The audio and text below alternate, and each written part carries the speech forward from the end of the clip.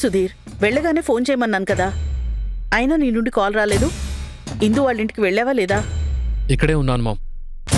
వచ్చిన దగ్గర నుంచి ఇందు గారికి సర్ది చెప్పడానికే ప్రయత్నం చేస్తున్నాను, కానీ తను రావడానికి సిద్ధంగా లేదు. ఎవరి మాట వినిపించుకోవట్లేదు మామ్. నేను రానంటే రాను, నా కారణాలు నాకున్నాయని చెప్పి గదిలోకి వెళ్ళి డోర్ లాక్ చేసుకుంది. మా అమ్మతో ఒకసారి మాట్లాడండి అని చెప్తుంటే కూడా ఒప్పుకోవట్లేదు. అందుకే మీకు కాల్ చేయలేదు. ఇందుకు నేను లైన్లో ఉన్నానని చెప్పు. అమ్మ ఫోన్ చేశానని తనకి చెప్పమంటున్నారు. ఒక నిమిషం. ఇందు ప్లీజ్ డోర్ ఓపెన్ చేయి. దేవకి మేడం కాల్ చేశారు. దయచేసి నన్ను డిస్టర్బ్ చేయకండి. మేడంతో మాట్లాడలేనని చెప్పేయండి. ఇందు అలా చెప్తే బాగోదు. ఒకసారి డోర్ ఓపెన్ చేయి ప్లీజ్. నన్ను ఇబ్బంది పెట్టొద్దు. మేడంకి సారీ చెప్పేయండి. ఇందు అది కాదు ఇందు, నువ్వు ఒకసారి ఫోన్ తీసుకొని మాట్లాడు. ఏంటి సుధీర్, ఇందు ఫోన్ తీసుకోవట్లేదా? తనతోనే మాట్లాడుతున్నారు మామ్. తను డోర్ ఓపెన్ చేయట్లేదు. ఇందు ఇందు ఒకసారి నా మాట వినిందు. ఇందు వాళ్ళ హస్బెండ్ ఉన్నారా? ఉంటే ఒకసారి ఫోన్ ఇవ్వు. సరే మామ్. ఇందు. ప్రణయ్ గారు, ఇందు మా అమ్మ మీతో మాట్లాడతారట. Madam good morning. Madam good morning. నీ పేరేంటి బాబు? ప్రణయ్ మేడం. ప్రణయ్, నేను మధు వాళ్ళ అత్తగారిని. తెలుసు మేడం. ఈ టైంలో నువ్వు ఇందు రాకపోతే బాగోదు.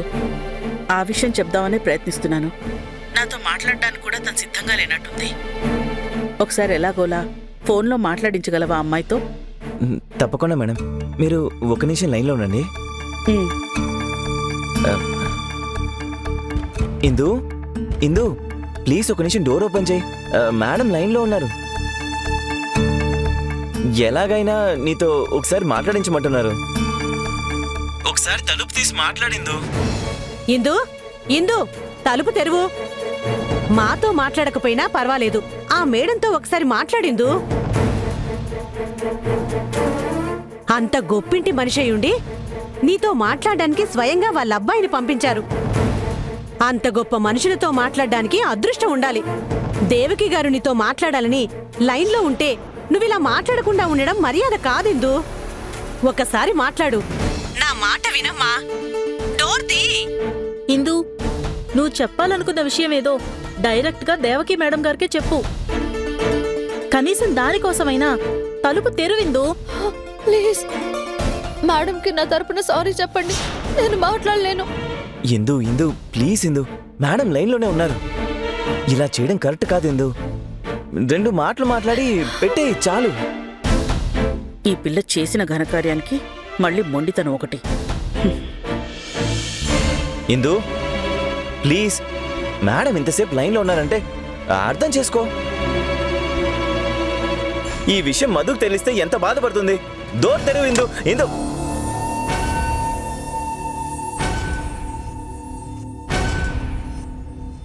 మేడం లైన్లో ఉన్నారు.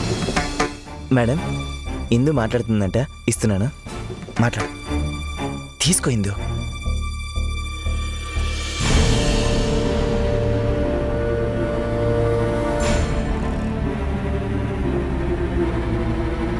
మేడం. ఏమ్మా ఇందు, ఎలా ఉన్నావు? సారీ అమ్మా, ఇప్పుడు కుశల ప్రశ్నలు అడిగే సందర్భం కాదు, సమయం కాదు. నీ భయాన్ని, బాధని, నువ్వు పడుతున్న ఆందోళనని నేను అర్థం చేసుకోగలనమ్మా. నాతో ఫోన్లో మాట్లాడడానికి కూడా నువ్వు ఇంత ఇబ్బంది పడుతున్నావు అంటే నీ పరిస్థితిని నేను ఊహించగలనమ్మా. నేను మా అబ్బాయిని అక్కడికి పంపించడానికి కారణం నీ మనసులో ఉన్న బాధని, నీ మనసులో ఉన్న డౌట్స్ని అర్థం చేసుకుని మాట్లాడాలని పంపించాను. నా ఇంటికి కోడలు కావాల్సిన దానివి పీటల మీదకి రాకుండానే పారిపోయావు. దాని గురించి నేనేమనుకుంటున్నానో, మా ఇంట్లో వాళ్ళు ఏమనుకుంటున్నారో, మళ్ళీ మా అందరి ముందు తలెత్తుకొని ఎలా నిలబడ్డాం అనేది ఇబ్బందికరమైన పరిస్థితే. నేను అర్థం చేసుకోగలను. వాస్తవంగా చెప్పాలంటే మొదట నువ్వు అలా చేసినప్పుడు మేం కూడా కోప్పడ్డాం, బాధపడ్డాం. కానీ అంతకు మించి ఏం చేయగలం చెప్పు?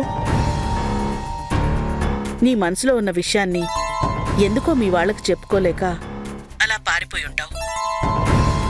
కానీ అదే ముహూర్తానికి నీ చెల్లెలు మా ఇంటి కోడలైంది.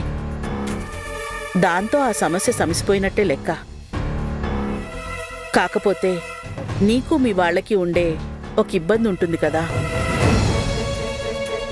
దానివల్ల ఈ సమస్య అలాగే ఉంది. మీరిలా దూరంగా ఉంటే ఈ సమస్య ఎప్పటికీ ఇలానే ఉంటుంది.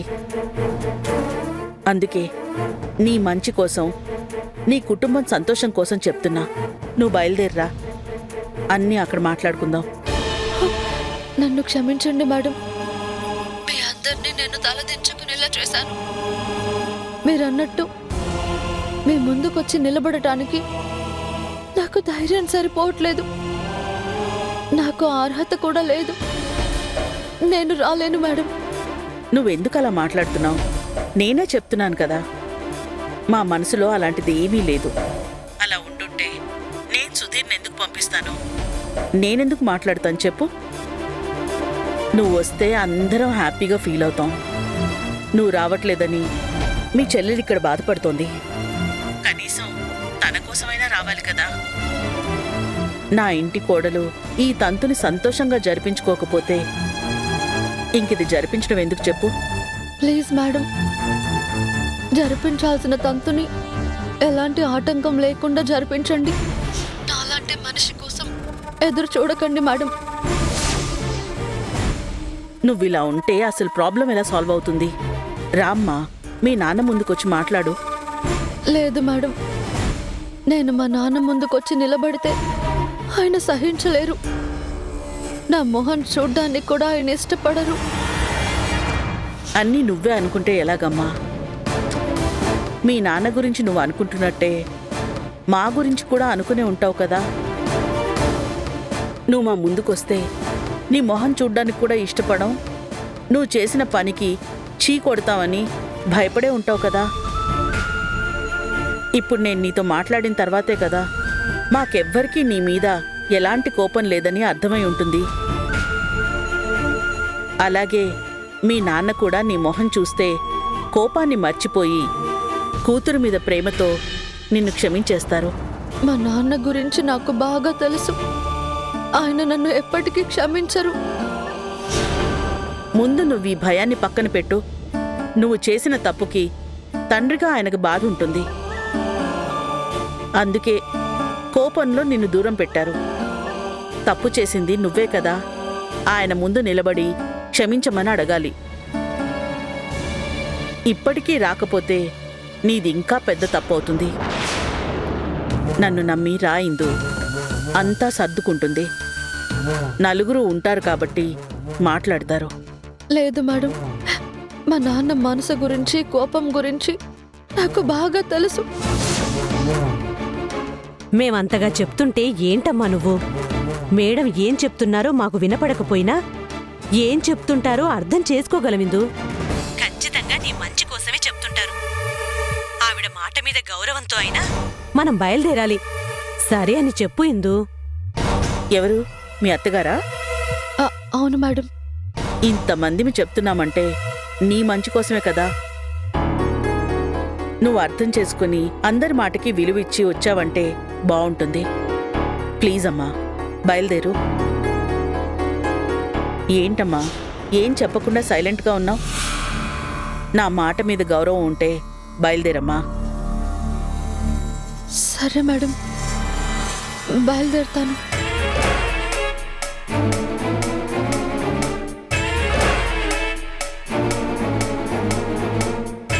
సరే, త్వరగా వచ్చేయండమ్మా.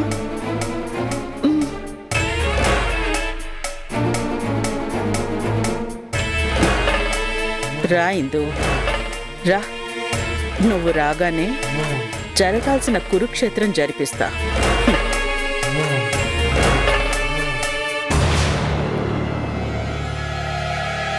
ఏమైంది దేవకి? అది రావడానికి ఒప్పుకుందా? వస్తుందా? ఆ పిల్ల ఈ రామచంద్ర కంటే చాలా మొండి ఘటనలా ఉంది. సుధీర్ వెళ్ళి మాట్లాడినా కూడా వినకుండా గదిలోకెళ్ళి తలుపు వేసేసుకుందట. నేను కూడా లైన్లో చాలాసేపు వెయిట్ చేశాను. చివరికి దానికి చెప్పాల్సిన పద్ధతిలోనే చెప్పి రావడానికి ఒప్పించాను. ఆ పిల్ల ఇక్కడికి రాగానే పరిస్థితిని బట్టి పథకాన్ని అమలు పరుస్తా. రాణి, అది అడుగు పెట్టగానే నేను ఊరుకుంటానా? ఎంత ఆజ్యం పోయాలో అంత పోసి మొత్తం తగలబెట్టేను. అమ్మా అనవసరంగా తొందరపడకూడదమ్మా. మనిద్దరం డబుల్ గేమ్ ఆడుతున్నామని ఎట్టి పరిస్థితుల్లోనూ ఎవ్వరికీ అనుమానం రాకుండా చూసుకోవాలి. ఓహో, నువ్వేమో ఒకవైపు ఇందు ఇక్కడికి రాకూడదని రామచంద్రన్ బెదిరిస్తున్నావు. నేనేమో ఎలాగైనా ఆ పిల్ల రావాలని చెప్పి సుధీర్ని పంపించి నాటకం ఆడుతున్నాను. మనమే పిలిపించి మనమే గొడవ చేస్తున్నామని తెలిస్తే ఇంక మన కథ ముగిసిపోయినట్టే. అందుకే ఈ విషయాలు బయటికి పొక్కకుండా జాగ్రత్తగా ఉండాలి. నువ్వు అనవసరంగా ఎందులోనూ తలదూర్చకు. ఆ పిల్ల రాగానే మనం వద్దన్న గొడవ ఆటోమేటిక్గా జరిగిపోతుంది. గొడవ జరిగే వరకు కూడా నువ్వు సైలెంట్గా నవ్వుతూ అందరితో కలుపుకోలుగానే ఉండు. అసలే మీ అల్లుడు కూడా ముందుగానే హెచ్చరించాడు కాబట్టి అనవసరంగా ఏది వాకకు. అలాగేలే.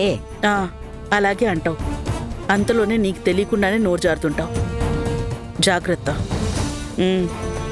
ఏదైనా తేడా వచ్చిందంటే మాత్రం నేనేం చేస్తానో నాకే తెలీదు. సర్లే దేవకి, నువ్వు కూడా అన్నిసార్లు చెప్పకు, నాకు గుర్తుంటుంది. అమ్మా చెల్లమ్మా, మీరిక్కడున్నారా? చెప్పండి అన్నయ్య. టైం అవుతుందమ్మా, జరిపించాల్సిన తంతు జరిపిద్దామమ్మా. అలాగే అన్నయ్య, పదండి. మీరు రండమ్మా. దేవకి, నువ్వు ముందెళ్ళమ్మా, మేం వెనకాల వస్తాం. సరే.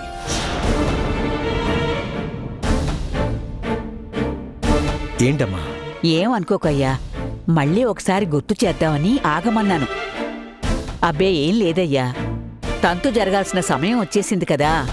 ఈ టైంలో గబుక్కున నీ పెద్ద కూతురు రావడం, ఆ ఫ్యామిలీ రావడం, ఇరుగు పొరుగు వాళ్ళు కూర్చుని పంచాయతీ పెట్టడం, ఆ పంచాయతీలో మమ్మల్ని కూర్చోపెట్టడం లాంటివి చేసి పెళ్లిలో అవమానించినట్టే ఇక్కడ కూడా అవమానించి నా మనవణ్ణి మమ్మల్ని ఇబ్బంది పెట్టకూడదనే మళ్ళీ గుర్తు చేస్తున్నాను అంతే. అమ్మా, ఆ విషయంకి తీయకండి, మీకు పుణ్యం ఉంటుంది. ఇప్పటికే పలుమార్లు చెప్పారు, పదే పదే అదే మాట చెప్పి నన్ను ఇబ్బంది పెట్టకండి. అసలు ఆ విషయాన్ని బుర్రలో పెట్టుకోకుండా ప్రశాంతంగా సంతోషంగా ఈ తంతు జరిపించాలనుకుంటున్నాను. మీరెలా మాట్లాడుతూ నన్ను చాలా ఇబ్బంది పెడుతున్నారు. నా ప్రాణం పోయినా మీరు అనుకున్నట్టేదీ జరగదు. ఒకవేళ అలా జరిగితే నా తల తీసేయండి. ఇది ఇంతటితో వదిలేయండమ్మా, ప్లీజ్. సరే, నువ్వు ఊరికే బాధపడుకు నాయనా. నేను గుర్తు చేయడంలో తప్పే ఉంది. జరగాల్సిన నష్టం జరిగిపోయాక బాధపడేదెవరు? మేమే కదా. ఈ తంతు జరుగుతుండగా గబుక్కున నీ పెద్ద కూతురు వచ్చిందంటే మీ అల్లుడికే చాలా చిన్నతనం అయిపోతుంది. అందుకే గుర్తు చేస్తున్నాను. అలా ఏం కాదమ్మా, మా అల్లుడి గారు బాధపడేటట్టు తలదించుకునేటట్టు ఏం జరగదు. మా అల్లుడి గారు ఇబ్బంది పడకుండా చూసుకునే పూచి నాది. మీరు రండమ్మా, ప్లీజ్. పదండి. అమ్మాయికి ఎవరైనా బొట్టు పెట్టండి అమ్మా. అదేంటమ్మా, ఫస్ట్ బొట్టు పెట్టాల్సింది అమ్మాయి భర్త అనుకుంటాను. ఒక్కో ప్రాంతాన్ని బట్టి వంశాచారాన్ని బట్టి అవి మారుతూ ఉంటాయి బాబు. మీరన్నట్టు భర్త చేత్తో బొట్టు పెట్టే కంటే సౌభాగ్యం ఏముంటుంది? ఆ అమ్మాయి భర్తతోనే బొట్టు పెట్టిద్దాం. వెళ్ళండి సార్. వెళ్ళరా? వెళ్ళు బాబు, వెళ్ళండి.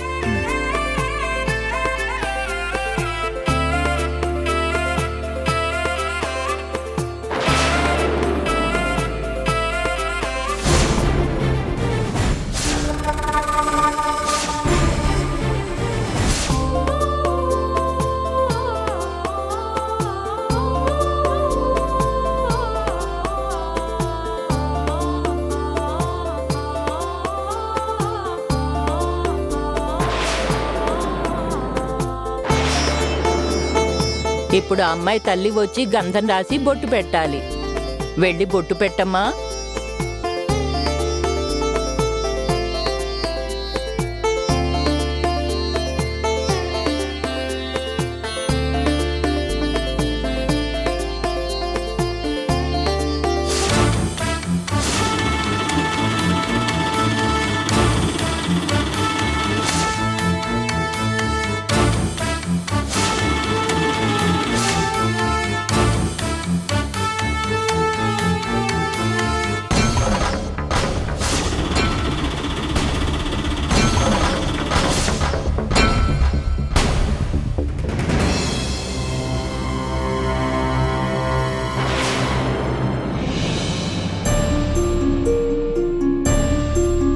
చేస్తున్నారు?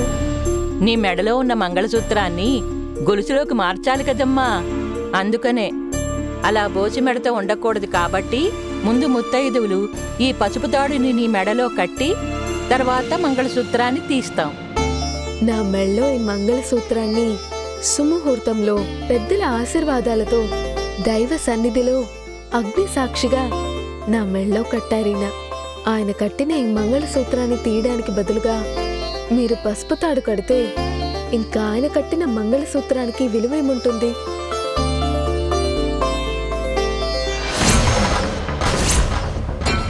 మన ప్రాంతంలో ఆచారం ఇదే కదమ్మా.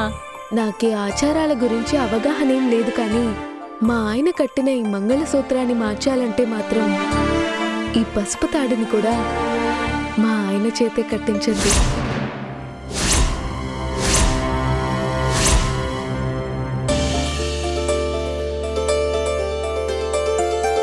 అదేంటమ్మాయి, ముత్తైదువులు చెప్తుంటే వినకుండా వాడి చేత పసుపుతాడు కట్టించుకుంటానంటున్నావు? మనకంటూ కొన్ని సాంప్రదాయాలు ఆచారాలు ఉన్నాయి కదా, వాటన్నిటినీ పక్కన పెట్టి నీ ఇష్టానికి చేసుకుంటే ఎలా చెప్పు?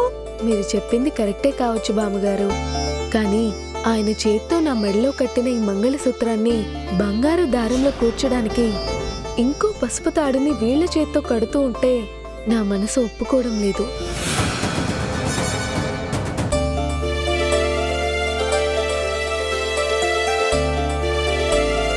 అందుకే ఆయన చేత్తోనే ఈ పసుపు తాడు కట్టించుకుందాం అనుకుంటున్నా. అలా ఎలా కుదురుతుందమ్మాయి? ఈ తంతులు ఆచారాలు ఇప్పుడొచ్చినవి కావు, కొన్ని వందల సంవత్సరాల నుంచే వస్తున్నాయి. మేమందరం కూడా ఇలా చేసుకున్న వాళ్ళమే.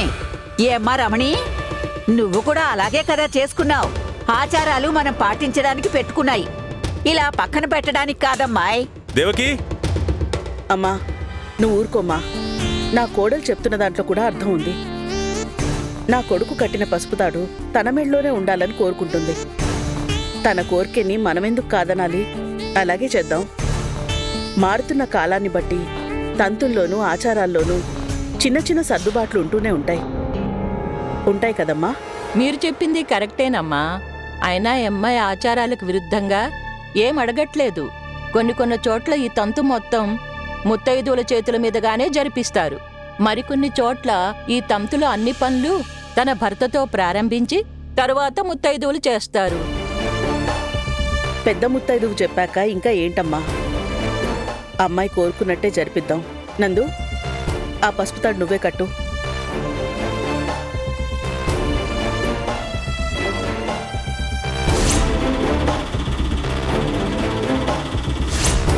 ఏంట్రా ఆలోచిస్తున్నావు? హైకమాండ్ చెప్పిన తర్వాత కూడా ఇంకా ఏం ఆలోచిస్తున్నావు? కట్టు. ఇదిగో బాబు, తీసుకొని కట్టు బాబు. కట్టు బాబు, తీసుకో.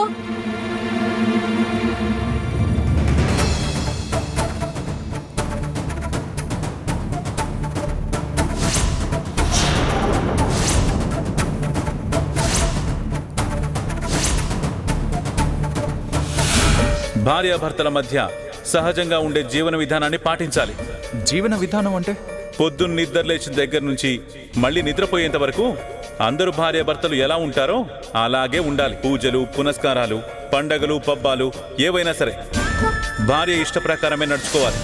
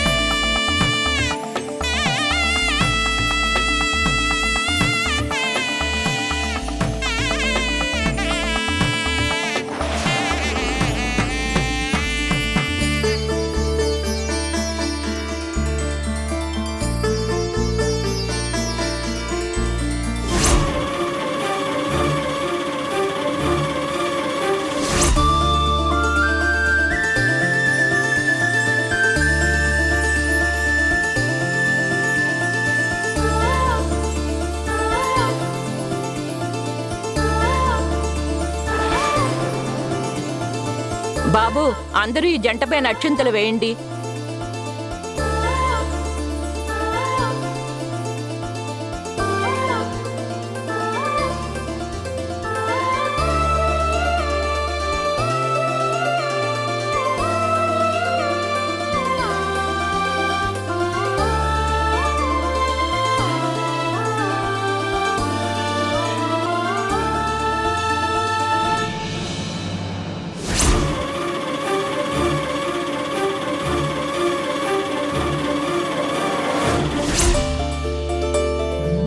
రేయ్, ఎక్కడికి రా? అమ్మాయి పక్కనే కూర్చో. తంతింకా పూర్తవలేదు. అవును, ఇక్కడే కూర్చోండి.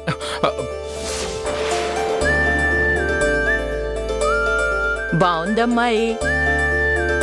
16 రోజుల పండగ కూడా పెళ్లిలానే నీకు నచ్చినట్టు జరిపించుకుంటున్నావు అన్నమాట. ఈ గొలుసులో పూసలు గుచ్చు. అమ్మా, గొలుసులో వేసే మొదటి పూసని మా ఆయన చేత్తో గుచ్చించండి. బాబు, నిన్ను మేము వదిలేసినా నీ భార్య వదిలేలా లేదు. ఇందులో మొదటి పూసని నీ చేతులతోనే వేయి. తీసుకో తీసుకో బాబు, తీసుకో.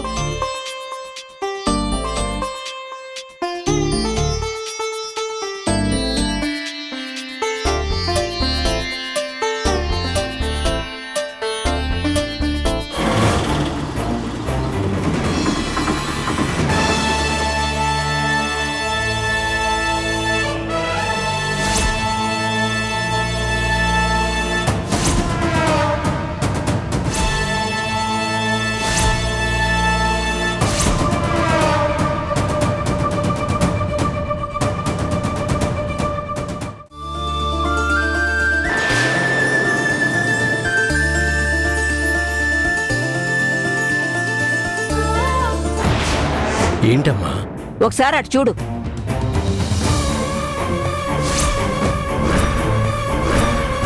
ఆగండి.